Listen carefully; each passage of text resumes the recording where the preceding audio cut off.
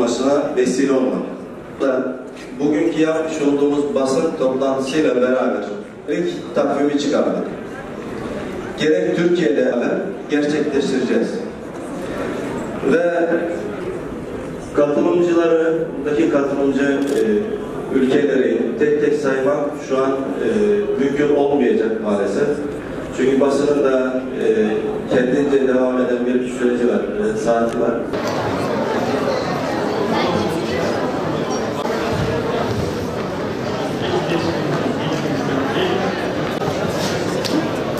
Gelelim buydu.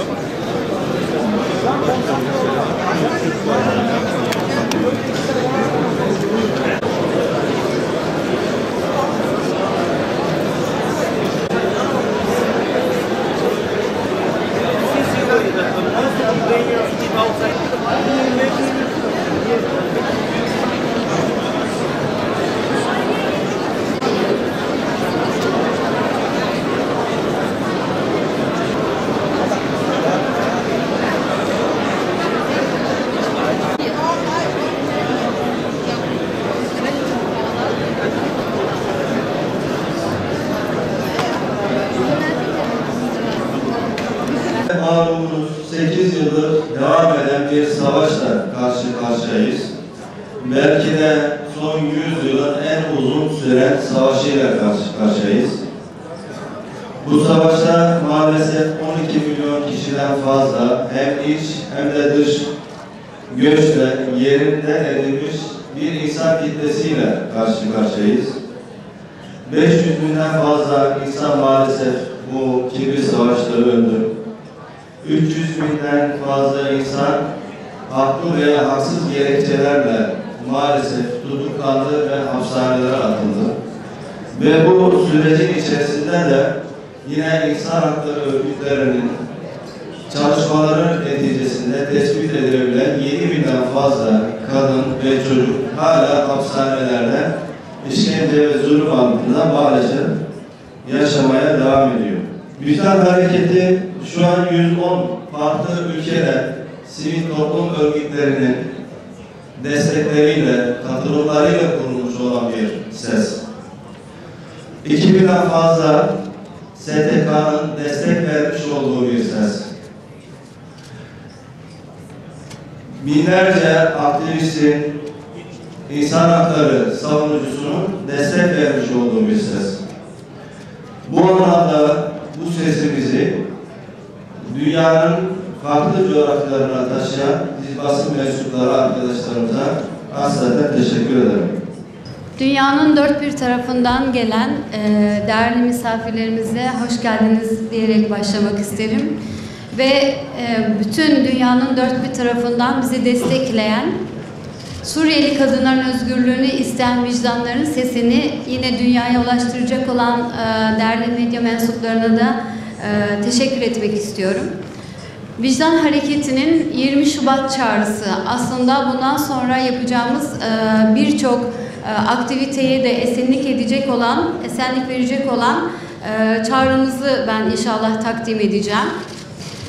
Öncelikle insanlık ailesi olarak bizler savaşmamak ve eğer savaş söz konusu ise insani, ahlaki ve hukuki kurallara uymak konusunda tüm dini ve ahlaki metinlerle defalarca uyarıldığımızı hatırlatarak başlatmak istiyoruz. Geçen yüzyılda yaşanan 2 dünya savaşı, milyonlarca insanın hayatını kaybetmesi, yaralanması, dünya kadar savaş suçu ve bugün herkesin büyük bir üzüntüyle ve ibretle andığı savaşlar. Bu savaşlarda dünyanın dört bir yanından her renkte milyonlarca insan hayatını kaybetti. Oysa kıyılan canların her biri en az kendi biricik canımız kadar kıymetli, her birinin hayalleri en az bizlerin hayalleri kadar renkli ve zengindi. Sevdikleri de hepimizin sevdikleri kadar değerliydi. Bu savaşlarda sayısız savaş suçu işlendi.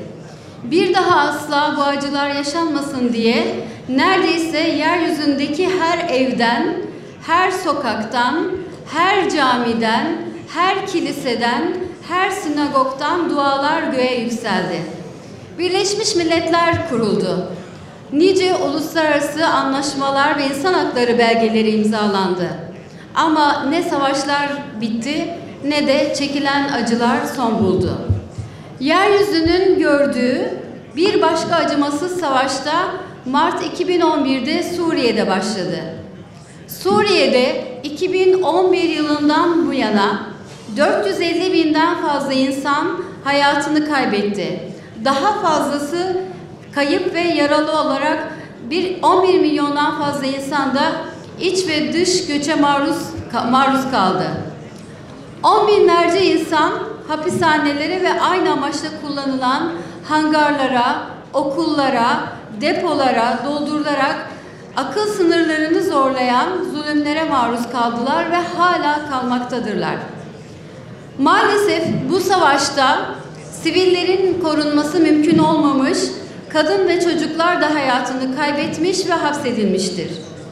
Çok sayıda kurumun doğrulamasına göre bugüne kadar 13.500'ün üzerinde kadın hapsedilmiş, 7.000'in üzerinde kadın hala bu hapishanelerde tutulmaktadır. 13.500 kadından özgürlüğüne kavuşmuş olan, beraberlerinde birçok acıyla beraber özgürlüğüne kavuşmuş olan bazı kardeşlerimiz, kız kardeşlerimiz bugün bu salonda aramızdalar. Suriye rejimi kadınlara tecavüzü bir silah olarak kullandı. Kullanmaya da devam ediyor. Hapishane gibi kullanılan boş fabrika, hangar ve benzeri binalarda tutulanların sayısı ise hiç kimse tarafından Birleşmiş Milletler dahi olmak üzere bilinmemektedir.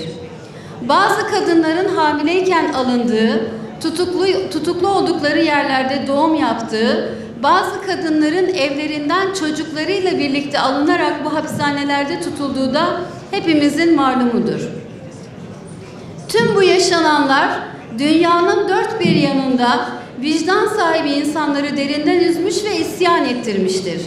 Bu vicdanların isyanı olarak 8 Mart 2018 günü Suriye sınırında gerçekleşen ve 55 ülkeden 10 binden fazla kadının Suriye sınırında buluştuğu vicdan konvoyu bugün vicdan hareketi olarak yoluna devam etmektedir. Dünyanın 110 ülkesinden bir araya gelmiş, 2000'in üzerinde sivil toplum kuruluşu ve binlerce kişiyle vicdan hareketi şimdilik ve öncelikle Suriye Savaşı sırasında tutulan kadın ve çocukların serbest bırakılması için, sonrasında ve genelde ise tüm savaş ve çatışma ortamlarında savaş suçlarını önlemek ve sivillerin korunması için çalışmak üzere oluşmuş uluslararası bir inisiyatiftir. Vicdan hareketi STK temsilcileriyle beraber siyasetçi, hukukçu, akademisyen, aktivist, insan hakları savunucusu, iş adamları, iş kadınları, sanatçı, sporcu ve benzeri binlerce temsilcisiyle yaşanan insanlık dışı eylemlerin bir an evvel bitmesi için çeşitli aktiviteler gerçekleştirecektir. Cenevre Sözleşmeleri başta olmak üzere ilgili uluslararası sözleşmeler, savaş koşullarında sivil halkın zarar görmemesi ve insan hakları ihlallerinin önlenmesi için düzenlemeler getirmiştir. Ancak bugün ne uluslararası hukuk ne uluslararası yargı mekanizmaları savaş suçlarını önleyememektedir. Önleyemediği gibi savaş suçlularını yargı önüne getirmek için çok ciddi bir çaba sarf edilmesine rağmen bugün hala etkili bir sonuç alınamamaktadır.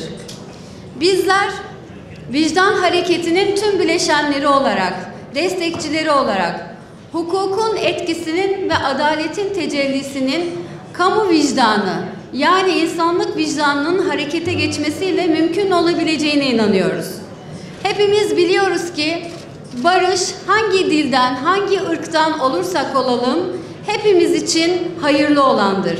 Ama savaş kadar kolay olmuyor barışı inşa etmek.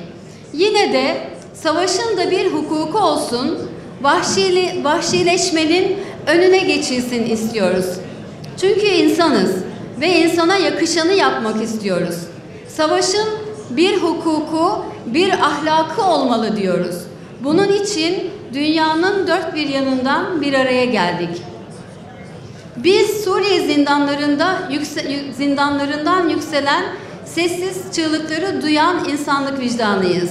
Biz dini, dili, ırkı ne olursa olsun insanların işkence görmeden, zulme uğramadan onurlu ve insanca yaşaması gerektiğine inananlarız.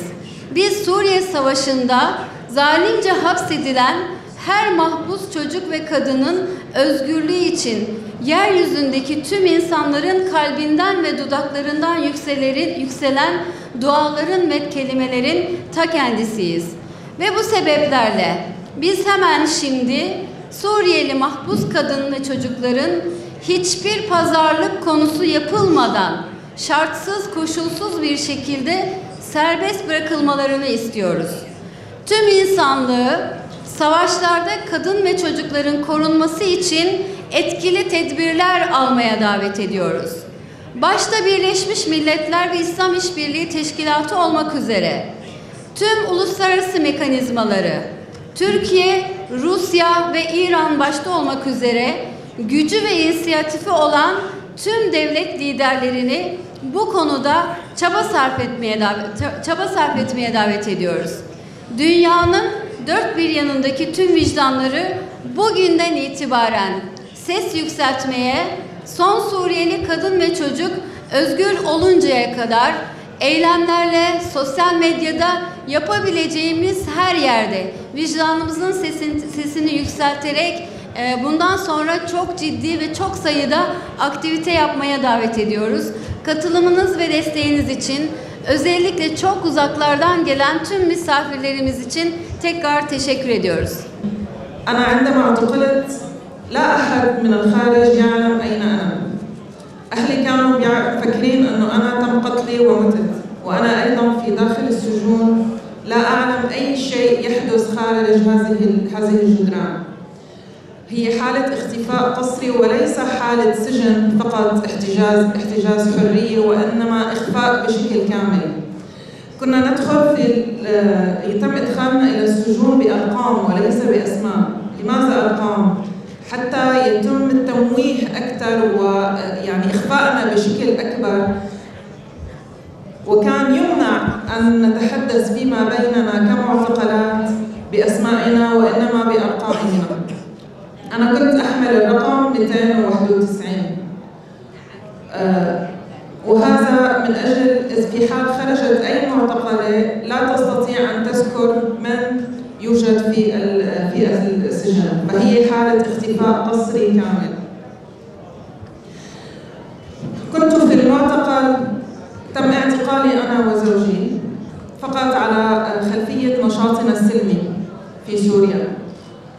المعتقل في سوريا كنا معتقلين محتجزين في غرفة تحت الأرض بطابقين، ما في أي ضوء طبعا، ما في أي متنفس. كنا موجودين نحن نساء ما يقارب 20 امرأة، كنا موجودين في زنزانة صغيرة جدا مترين بمترين، طولها مترين وعرضها مترين. فنحن لم نكن يعني لا نستطيع النوم، وإنما كنا نتناوب، بعضنا يجلس وبعضنا يقف، حتى نتناوب الليل والنهار في هذه الطريقة. تم تعذيبي بشكل كبير جدا بكل وسائل التعذيب. أتخيل بأنكم تعرفونها، التعذيب بالكهرباء، التعذيب بالتشبيح، بالضرب. تم تعذيبي بكل أنواع، وكما أيضا قاموا بتعذيب زوجي أمامي، وهددوني بالاغتصاب أكثر من مرة، وقاموا بخلع حجابي أكثر من مرة أمام زوجي من أجل الضغط علينا بشكل أكبر. حال السجون السورية هو حالة رهيبة بكل معنى الكلمة. الظروف الإنسانية في هذه السجون لا يمكن تخيلها. أنا بقيت أكثر من 3 أشهر لم أستطع أن يبتل جسمي، يعني لم أستطع أن أستحم لمدة 3 أشهر لأن هذا كان ممنوع. فكلنا كنا نصاب بالقمل والجرب في السجون، وبعضنا كان يموت بسبب الجرب، حالة الجرب التي يتعرض لها. كان يوميا السجانين في السجون يفتحون الزنازين صباحا ويقولون اخرجوا الموتى من الزنزان، لأن كان يوميا هناك معتقلين ومعتقلات يموتون خنقا ويموتون أثر التعذيب، فيقومون بإخراجهم من السجون ورميهم في الممرات، ثم يضعونهم في برادات ويقومون بدفنهم بمدافن جماعية لا أحد يعلم أين هي. تم اعتقال أولادي بعدما تم اعتقالي أنا وزوجي، وأنا لم أعلم بهذا طبعا إلا عندما خرجت من السجن. تم اعتقال أولادي لمدة يوم كامل. كان طفلي الصغير عمره 2 عام، وابنتي 7 سنوات، وابني عمره 8 سنوات. تم اعتقالهم مع والدتي، وقاموا بتعذيب الكثير من الشباب أمام الأولاد من أجل إرعابهم، ثم قاموا بإطلاق سراحهم بعد 24 ساعة. عندما كنت في المعتقل وجدت كانت هناك النساء الحوامل اللي كانوا معنا، النساء الكبيرات في السن المصابات بأمراض، مرض سرطان، بعضهم كان مصاب بهذا المرض وكانوا يصرخون من آلامهم وعدم وجود أي دواء في السجون. لم يكن هناك أي تهم تذكر حقيقة لكل، وإنما كان النظام من أجل الانتقام من الشعب الذي سار عليه وطالب بحريته، فكان يقوم باعتقال النساء كضغط على ذويهم في الخارج.